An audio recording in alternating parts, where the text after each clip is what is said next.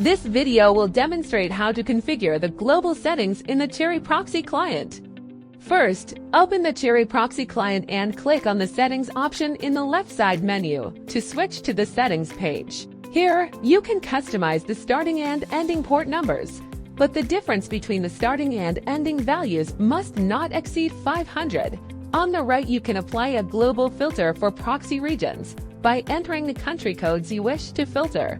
To find the country codes, click on the SOCKS 5 Proxies option on the left side, find the desired country code, and click on it to be redirected to the query page. Enter the country name you wish to search for. Returning to the Cherry Proxy client,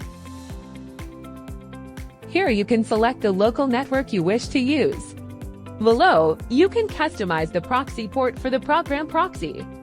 The port number should be between 1025 and 65,535. On the right side, you can set a time value, and within this time frame, the system will hide the IPs that have already been used. After making these settings, click the Used button at the bottom to save.